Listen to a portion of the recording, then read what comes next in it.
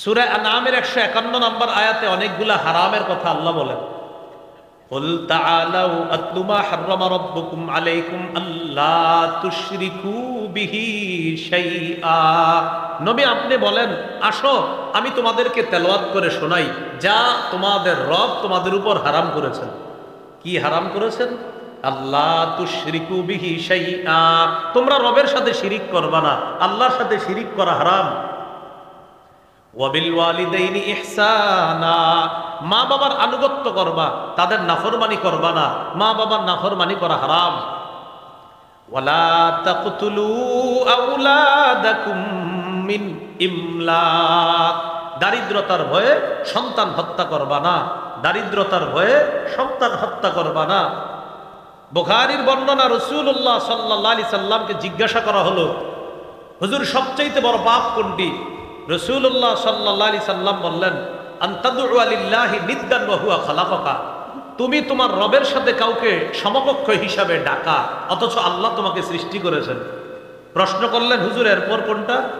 ফাকাল রাসূলুল্লাহ সাল্লাল্লাহু আলাইহি ওয়াসাল্লাম, আন তাকতুলা ওয়ালাদাকা মাখাফাতা আইয়াতআমা মাআক, তোমার সন্তান তোমার খাবারে অংশগ্রহণ করবে এই ভয়ে সন্তান হত্যা করা।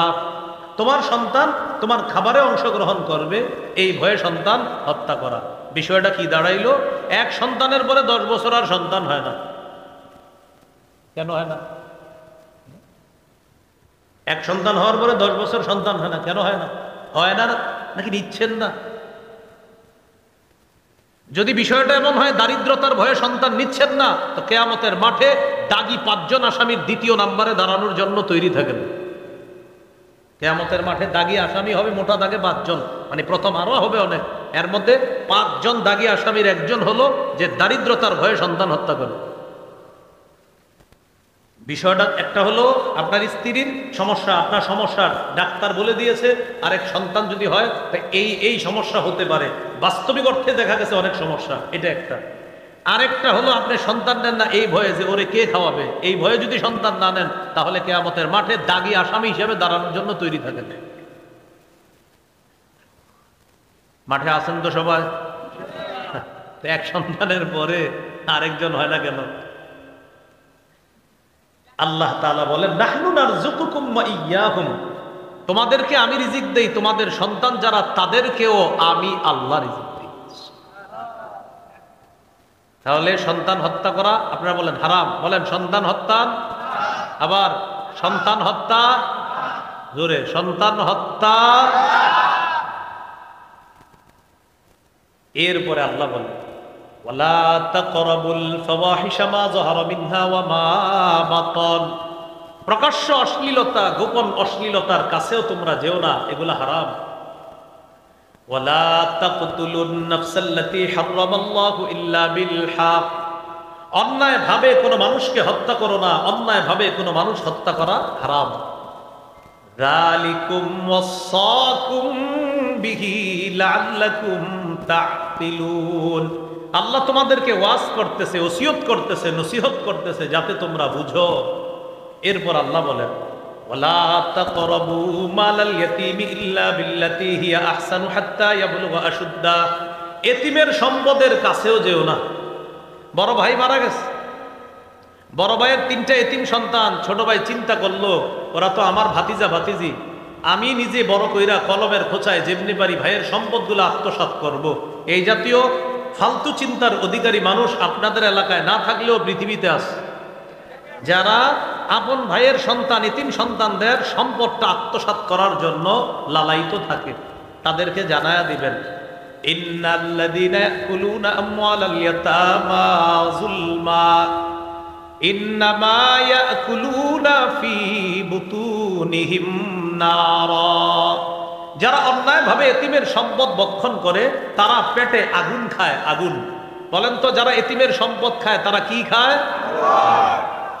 আগুন খায়। এটা হারাম, এতিমের সম্পদ ভক্ষণ করা যাবে না। আল্লাহ তাআলা এরপরে বলেন, ওয়াউফুল কাইলা ওয়াল মিজানা বিল কিসত, ওজন করবা, মাপবা, যখন ইনসাফের সাথে মাপবা। সাবধান, ওজনে কম দেওয়া হারাম, মাপে কম দেওয়া হারাম, এগুলা আমি আল্লাহ হারাম করেছি। আল্লাহ তাআলা এগুলা হারাম করে দিয়েছেন। নবীরে বলছে আপনি তেলাওয়াত করে আপনার উম্মতকে শোনায়া দেন, আমি আল্লাহ এগুলা হারাম করছি। এরপর আল্লাহ বলেন ওয়াইদা কুলতুম ফা'দিলু ওয়ালাউ কানা যা কুরবা, কথা বললে ইনসাফের সাথে বলবা, যদিও তোমার নিকটাত্মীয় হয়। তিনি আমার নিকটাত্মীয়। এখন আমি একটা কথা বলবো, কথা বলার সময় আমার মাথায় যেন এটা না আসে আমার আত্মীয়র পক্ষেই কথাটা বলি না। আল্লাহ বলেন যেটা ইনসাফ সেটাই বলবা, সেটা তোমার আত্মীয়র পক্ষে যাক বিপক্ষে যাক। তাহলে কি শিখলাম? কথা বলার সময় অন্যায় বলা হারাম। আত্মীয় স্বজন দেখেও যদি অন্যায় কথা বলেন এটা কি হবে? হারাম। হ্যাঁ হারাম, এটা আল্লাহ হারাম করেছে। এরপরে আল্লাহ বলেন ওয়াবিআহদিল্লাহি আউফু, আল্লাহর ওয়াদা পুরা করো। আল্লাহ পাক রব্বুল আলামিনের সাথে যে ওয়াদা এটা পুরা করো। আল্লাহ আমাদের রব, রবের সাথে আমরা ওয়াদাবদ্ধ, তার হালালগুলা মেনে নিব, হারামগুলা বর্জন করবো, এগুলো আমাদের পূরণ করতে হবে। আল্লাহর ওয়াদা পূরণ না করা এটা হারাম। আল্লাহ তাআলা আমাদেরকে আল্লাহর হারামকৃত বিষয়গুলা থেকে বেঁচে থাকার তৌফিক দান করেন। এবার চলেন হারামের মধ্যে কিছু হারামের সম্পর্ক কথার সাথে। প্রিয় ভাইয়ের একটু বলতে হবে হারামের কিছু সম্পর্ক কিসের সাথে বলেন? যেমন মিথ্যা কথা বলা হারাম। মিথ্যা কথা বলা কি হারাম? একটু মন দিয়ে শোনেন। সহিহ বুখারীর বর্ণনা 6094 নম্বর হাদিস। এই হাদিসটা শোনানোর আগে আমি আপনাদেরকে বলছি, এই যুগে যদি কেউ চান যে আবু বকর সিদ্দিক রাদিয়াল্লাহু তাআলা, আবু বকর তার উপাধি যেমন সিদ্দিক, আল্লাহ তাআলা আপনি যদি চান এই যুগেও আপনার নামের পিছনে সিদ্দিক লেখা হোক, হাদিস দ্বারা প্রমাণ হয় এই যুগেও কোনো মানুষ চাইলেই আল্লাহর কাছে সে সিদ্দিক নামটা লেখাইতে পারে। সাথে সাথে মনে রাখবেন মিথ্যা নবুয়ত দাবিদার তার নাম মুসাইলামাতুল কাযযাব। এই যুগে কোনো ব্যক্তি যদি চায় যে আমার নাম কাযযাব হোক, এটাও সে পারবে। অধিক মিথ্যাবাদী, এটাও সে কি করবে? পারবে। সহিহ বুখারীর 6094 নম্বর হাদিস। قال رسول الله صلى الله عليه وسلم إن الصدق يهدي إلى البر وإن البر يهدي إلى الجنة। মধ্যে যা হালাল করেছেন তা হালাল, আল্লাহ তার কিতাব কোরআনের মধ্যে যা হারাম করেছেন তা হারাম।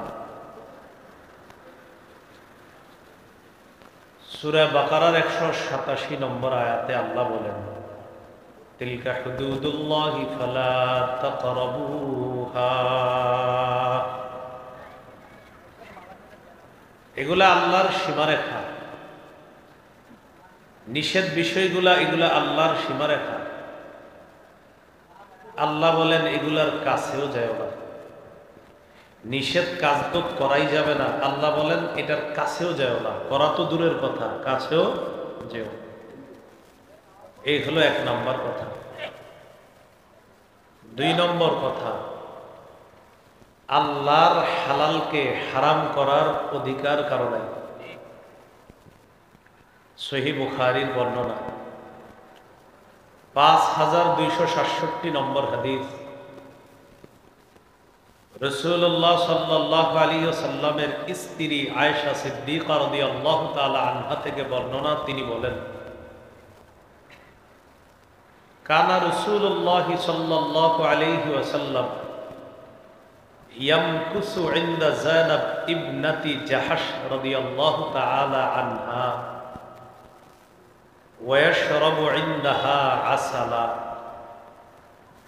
রাসূলুল্লাহ সাল্লাল্লাহু আলাইহি ওয়াসাল্লাম তার স্ত্রী জয়নব রাদিয়াল্লাহু তাআলা আনহার কাছে কিছু সময় অবস্থান করতেন এবং তার কাছে মধু পান করতেন।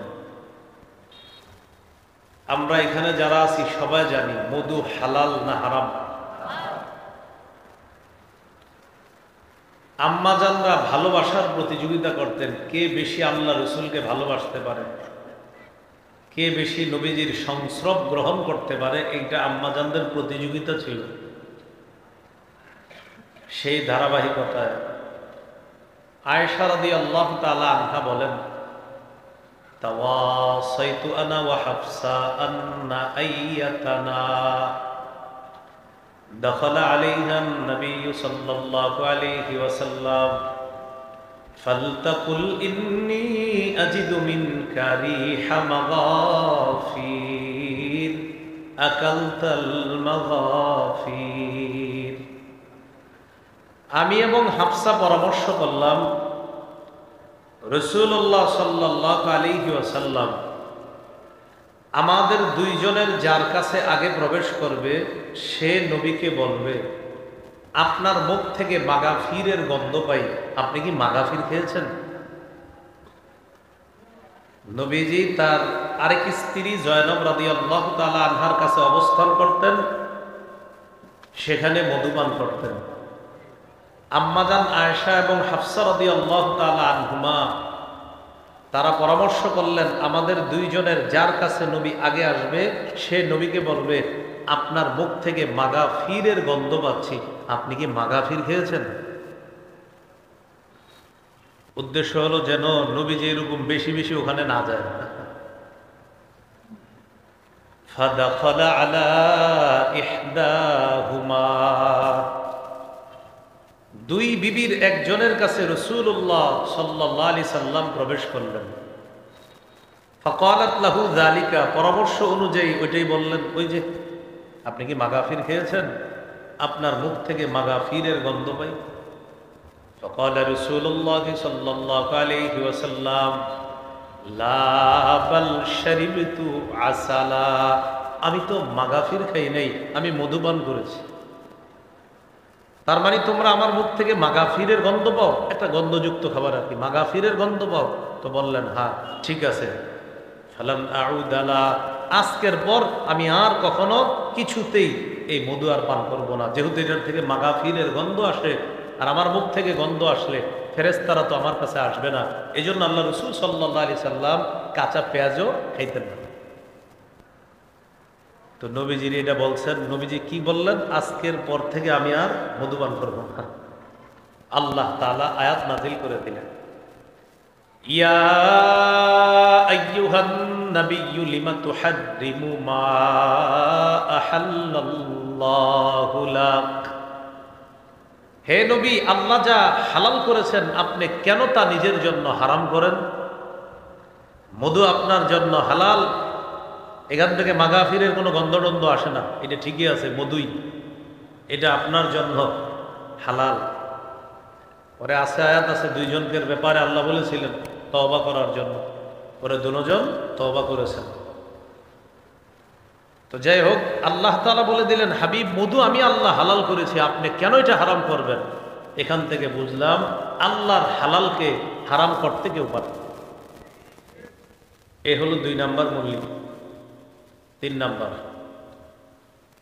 রাসূলুল্লাহ সাল্লাল্লাহু আলাইহি সাল্লাম যা হারাম করেন, আমাদের নবীর হারাম করাটাও আল্লাহর হারাম করার মতোই বিধান হিসাবে সাব্যস্ত হয়।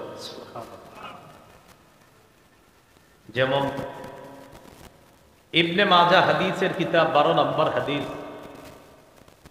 এই হাদিসের মধ্যে আছে রাসূলুল্লাহ সাল্লাল্লাহু আলাইহি ওয়াসাল্লাম বলেন, ইউশিকুর রাজুলু মুত্তাকিআন আলা আরিকাতিহি, এমন একটা সময় আসবে যখন মানুষ সিংহাসনের মধ্যে হেলান দিয়ে বসা থাকবে। ইউহাদ্দাসু বিহাদিসিম মিন্নি, তার সামনে আমার হাদিস পেশ করা হবে। তখন ওই ব্যক্তি বলবে, বাইনানা ওয়া বাইনাকুম কিতাবুল্লাহ, আমাদের মাঝে তোমাদের মাঝে আল্লাহর কোরআন আছে, কোরআন থাকতে হাদিসের কি প্রয়োজন? আওয়াজ দিয়ে বলি নাউযু বিল্লাহ। রাসূলুল্লাহ সাল্লাল্লাহু আলাইহি ওয়াসাল্লাম বলেন, সত্তর এমন একটা জামানা আসবে যেই জামানায় মানুষ সিংহাসনের মধ্যে হেলান দিয়ে বসা থাকবে। ওই জামানায় ওই ব্যক্তির সামনে আমার হাদিস পেশ করা হবে, সে বলবে, আমাদের মাঝে তোমাদের মাঝে আল্লাহর কোরআনই যথেষ্ট, হাদিসের আবার কি প্রয়োজন? বলি নাউযু বিল্লাহ। ফামা ওয়াজাদনা ফীহি মিন হালালিন ইস্তাহলালনা ওয়া মা ওয়াজাদনা ফীহি মিন হারামিন হারামনা। কোরআনে যেটা আমরা হালাল পাই সেটা হালাল হিসাবে গ্রহণ করলাম, কোরআনে যেটা হারাম পাই সেটা হারাম হিসাবে গ্রহণ করলাম। কথা কিন্তু সুন্দর। কি বলে? কোরআনের হালালকে হালাল মানলেই তো হলো, কোরআনের হারামকে হারাম মানলেই তো হলো, হাদিসের কি প্রয়োজন? এখান থেকে আমার সাথে একটু বলেন, কোরআনের হালালকে আমরা হালাল মানি কিনা, কোরআনের হারামকে আমরা হারাম মানি কিনা? তো তারাও বলতেছে কি, কোরআনের হালালকে হালাল মানি, কোরআনের হারামকে হারাম মানি, বাস এতটুকুই যথেষ্ট, হাদিসের কোনো প্রয়োজন নাই। এটা তাদের বক্তব্য। রাসূলুল্লাহ সাল্লাল্লাহু আলাইহি সাল্লাম বলেন, আলা ওয়া ইন্নামা হাররামা রাসূলুল্লাহ সাল্লাল্লাহু আলাইহি ওয়াসাল্লাম মিসলু মা হাররামাল্লাহ। শোনো, আমি নবী যেটা হারাম করি, আমার হারাম করাটা আল্লাহর হারাম করার মতোই হারাম হিসাবে সাব্যস্ত হয়ে যায়। তাহলে কি শিখলাম? শুধু কোরআন না শুধু হাদিস, না কোরআন হাদিস? যারা বলে শুধু কোরআন মানাই যথেষ্ট, হাদিসের প্রয়োজন নাই, তাদের গভীর একটা চক্রান্ত হলো উম্মতকে বেনামাজি বানানো। কি বানানো? প্রশ্ন হতে পারে কেন? কোরআনে আছে আকিমুস সালাত, তোমরা সালাত কায়েম করো, নামাজ পড়ো। কিভাবে নামাজ পড়বা এটা কোরআনে নাই। কোরআনে আছে ইয়া আইয়ুহাল্লাযীনা আমানুর কাউ, হে ঈমানদারগণ তোমরা রুকু করো। কিভাবে রুকু করো এটা কোরআনে নেই। কোরআনে আছে ওয়াসজুদু, তোমরা সেজদা করো। কিভাবে সেজদা করো এটা কোরআনে নাই। কোরআনে আছে ওয়াবুদু রাব্বাকুম, রবের ইবাদত করো। কিভাবে করো এটা কোরআনে নেই। কোরআনে আছে নামাজ পড়ো, তাই নামাজ পড়া ফরজ, কিন্তু ফজরের নামাজ 2 রাকাত ফরজ, এটা হাদিসে আছে। কোরআনে আছে নামাজ পড়া ফরজ, তাই জোহরের নামাজ ফরজ, আসরের নামাজ ফরজ, এশার নামাজ ফরজ, কিন্তু কোরআনে এটা নাই। আসরের নামাজ কয় রাকাত, জোহরের নামাজ কয় রাকাত, এশা কয় রাকাত, এটা হাদিসে আছে। জোহরের নামাজ 4 রাকাত, আসর 4 রাকাত, এশার নামাজ 4 রাকাত। কোরআনে আছে নামাজ পড়া ফরজ, তাই মাগরিব পড়া ফরজ, কিন্তু মাগরিব 3 রাকাত ফরজ, এটা হাদিসে আছে। তাই শুধু কোরআন না, শুধু হাদিস না, কোরআন এবং হাদিস। যারা বলে শুধু কোরআন, তারা প্রকারান্তরে হাদিস অস্বীকার করার কারণে তাদের ঈমান চলে যাবে এবং উম্মতকে তারা কৌশলে বেনামাজি বানানোর একটা ষড়যন্ত্র চালাবে। বলেন তো কোরআন, সবাই বলেন তো কোরআনে কি আছে? নামাজ পড়ো। ফজরের নামাজ 2 রাকাত, এটা কোথায় আছে? মাশাআল্লাহ।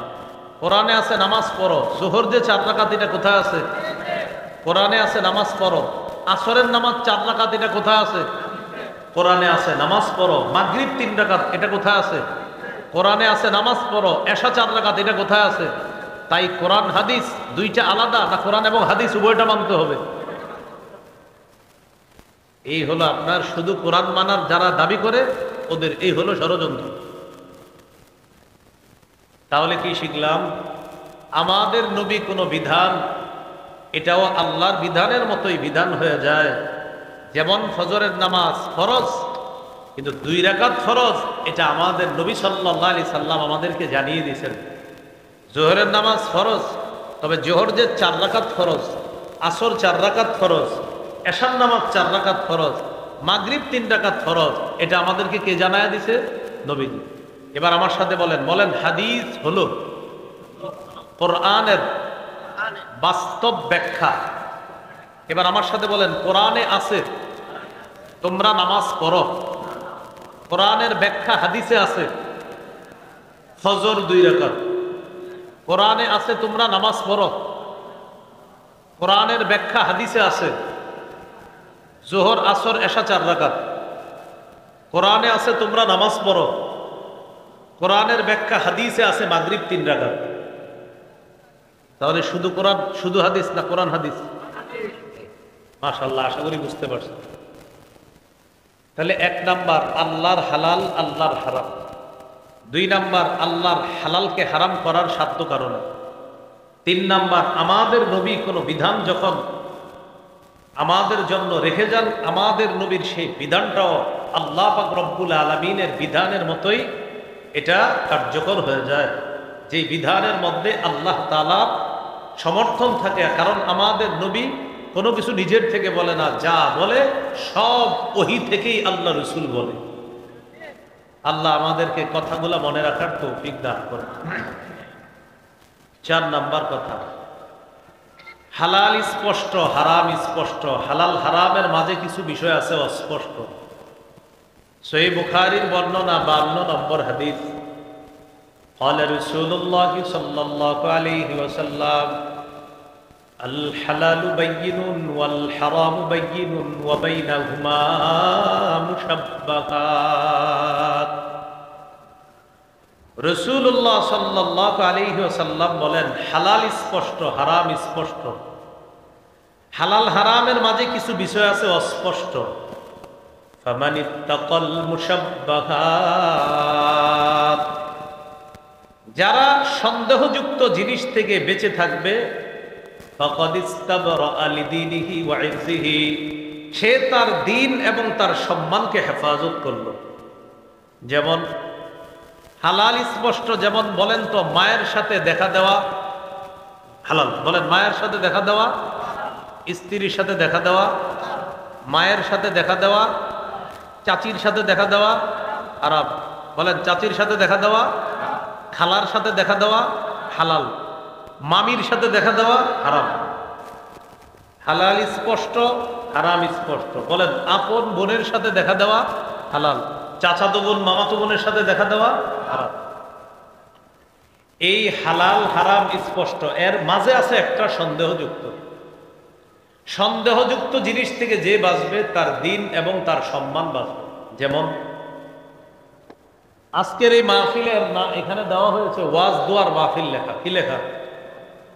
কবরবাসীর রুহের মাগফিরাত কামনায় ওয়াজ দোয়ার। এখন আজকের এই মাহফিলের ব্যাপারে এই এলাকার ওলামায়ে কেরামকে আপনাদেরকে নিষেধ করছে এখানে আইসেন না। তাহলে এইখানে লেখা কবরবাসীর রুহের মাগফিরাত কামনায় ওয়াজ দোয়ার মাহফিল, এটার বিরোধিতা কেউ করলো না। কিন্তু এরকম মাহফিল নামে আরো পোস্টার হয়, যেই মাহফিলের আগে পরে কিছু লেখা থাকে, ওই লেখা দেখা আশেপাশের মাদ্রাসা মসজিদের ইমাম খতিব ওলামায়ে কেরাম আপনাদেরকে নিষেধ করে, ভাই এখানে যায় না। কি শিখলাম? এই মাহফিলে কেউ নিষেধ করলো না, কিন্তু কিছু জায়গায় মাহফিল লেখা থাকে, বাকি আগে কিছু একটা লেখা থাকে, ওইটা লেখা থাকার পরে হুজুররা বলে ভাই এখানে যায় না। এই যে আপনাকে বললো এই মাহফিলে যায় না, তখন আবার এলাকার দেখবেন কিছু লোক বলবে না যাইলে সমস্যা নাই। তার মানে একটা মাহফিলের ব্যাপারে এমন হয়ে গেল যেখানে হক্কানি আলেমরা আপনাকে বলতেছে যায় না, আর অন্য টাইপের কোন বেদাতি কেউ আপনাকে বলতেছে এখানে যাওয়ার জন্য। তাহলে মাহফিল নাম আগে পরে কিছু একটু আছে, এই জন্য হক্কানি আলেমরা বলতেছে যায় না। এখন আপনি চিন্তা করলেন, আচ্ছা আমি কি যাব না না যাব? আমার পরামর্শ হলো আপনি কি করবেন দেখেন। আমার পরামর্শ হলো এখানে এক মাহফিলে যাওয়ার ব্যাপারে দল হয়ে গেছে কয়টা? 2টা। এক দল বলতেছে যান, সমস্যা নাই কোনো, আরেক দল বলতেছে যায় না, এখানে গেলে উল্টাপাল্টা কথা বলবে, ইমানের খতরা আসতে পারে। এই তো আপনি বুদ্ধি করে চিন্তা করবেন, আচ্ছা এই মাহফিলে যদি আমি না যাই কি হবে? আমার না গেলে আমার নামাজের ক্ষতি হবে না, আমার রোজার ক্ষতি হবে না, আমার জাকাতের ক্ষতি হবে না, আমার হজের ক্ষতি হবে না, আমার কিচ্ছু হবে না। যেহেতু হক্কানি আলেমরা বলতেছে এখানে না যাওয়া ভালো, আবার একদল বলতেছে যাওয়া উচিত। যেই জায়গার মধ্যে সন্দেহ কাজ করতেছে এখানে আমি না গেলাম, এখানে না গেলে তো আমার কোনো ক্ষতি হইতেছে না। আল্লাহ রসুল বলেন সন্দেহযুক্ত বিষয় থেকেও বাঁচো, তোমার দ্বীনও ঠিক থাকবে, তোমার সম্মানও ঠিক থাকবে। এই জন্য সন্দেহের, যেটার মধ্যে সন্দেহ, ওলামায়ে কেরাম যদি বলে ভাই এখানে একটু দুর্গন্ধ আছে, যায় না ভাই। আল্লাহ আমাদেরকে কথাগুলা বোঝার তৌফিক দান করেন। তো হাদিসটা এবার শুনি। ওয়ামান ওয়াকাআ ফিশ শুবহাত কারাইন ইয়ারআ হাওলাল হিমা ইউশিকু আইয়ুওয়াকিআ। এক বাদশার একটা দেয়াল আছে, দেয়ালের সামনে লেখা সংরক্ষিত এলাকা, এই এলাকার আশেপাশে ছাগল চড়ানো যাবে না, গরু চড়ানো যাবে না। ছাগল গরু চড়াইলে এই দেয়ালের ভিতরে ছাগল গরু ঢুকার সম্ভাবনা আছে। আপনি কি করলেন? বুদ্ধি করে গরু ছাগল তার দেয়ালের পাশে নিয়ে ঘাস খাওয়াইতেছেন, হঠাৎ একটা ছাগল দেয়ালের চিপা ফাঁকা পেয়ে ঢুকে গেছে ভিতরে। আগেই তো লেখা ছিল এই দেয়ালের পাশে গরু ছাগল চড়াবেন না, কেন চড়াইলেন? তাহলে বোঝা গেল দুনিয়াতে এরকম কিছু জায়গা থাকে যেখানে প্রবেশ করা নিষেধ। তাই ওখানে বলা হয় যে এখান থেকে 100 হাত দূরে থাকুন, 1000 হাত দূরে থাকুন। কেন? এটার কাছে আসলে ঝামেলা আসছে। রাসূলুল্লাহ সাল্লাল্লাহু আলাইহি সাল্লাম বলেন, আলা ইন্না লিকুল্লি মালিকিন হিমা, প্রত্যেক বাদশার একটা সীমারেখা আছে। ওয়া ইন্না হিমাল্লাহি ফিল আরদি মাহারিমুহু, পৃথিবীতে আল্লাহর সীমারেখা হলো নিষিদ্ধ বিষয়গুলা। এই নিষিদ্ধ বিষয়গুলার ব্যাপারেও আল্লাহর বিধান হলো এটার কাছেও যায় না। রাখাল যেমন ওই দেয়ালের কাছে গেলে তার ছাগল দেয়ালের ভিতরে ঢুকে যাওয়ার সম্ভাবনা, এটার ভিতরে যে কোনো সমস্যা ঘটতে পারে। আল্লাহর হারাম বিষয়গুলার কাছে যদি তুমি যাও, হতে পারে ওই হারামের মধ্যে তুমি জড়িয়ে পড়বা। এই জন্য হারামের কাছে না যাওয়া। সন্দেহ যে ওখানে গেলে আমি কি হারাম কাজটা করে ফেলবো, সন্দেহ লাগতেছে, যান না, হতে পারে করে ফেলবেন। আপনার 10 বন্ধু গেছে খেলা দেখতে, হারাম খেলা, জুয়ার খেলা দেখতে গেছে। আপনি চিন্তা করলেন আমি একটু গিয়ে স্কোরটা যাই না, সে আমি খেলাটা দেখবো না, শুধু স্কোর জানবো। আপনি গেলেন, যাওয়ার পর বন্ধুদেরকে দূর থেকে জিজ্ঞাসা করতেছেন, দোস্ত কি অবস্থা, এটা জিজ্ঞাসা করার জন্য গেছেন। বন্ধুরা লম্বা সময় এখানে জুয়া বাজির খেলা দেখবে। সেখানে বন্ধুদেরকে জিজ্ঞাসা করতে যাওয়ার, যখন জিজ্ঞাসা করবেন স্কোরটা, ওই টাইমে সবাই দিছে তালি, এরে ছক্কা। তখন আপনি আর সইতে পারেন নাই, ঘটনা কি, আজকে শেষবারের মতো একটু যাই, দেখি কি হয়।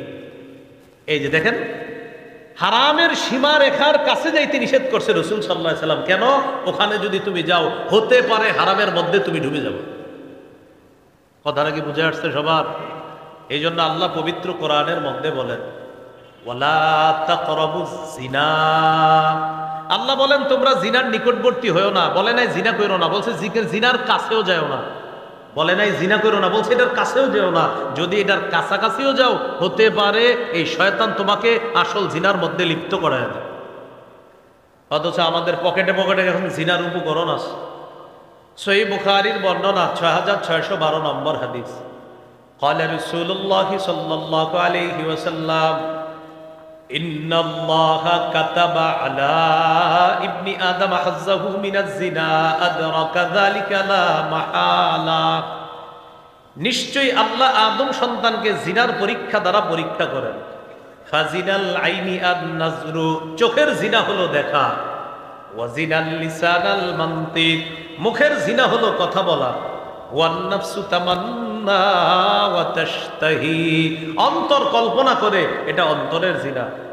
এবার আমার সাথে একটু বলেন, সরাসরি যা দেখা, সরাসরি যা দেখা হারাম। মোবাইলে তা দেখা হারাম। যাকে সরাসরি দেখলে চোখের জিনা হয়,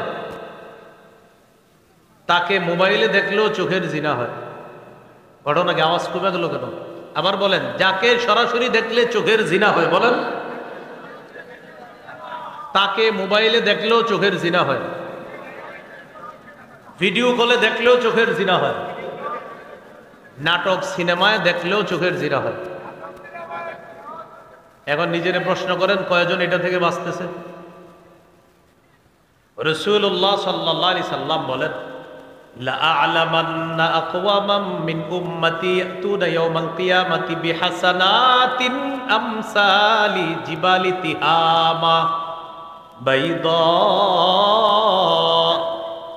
ফায়াজআলুহা আল্লাহু হাবাআম মানসুরা।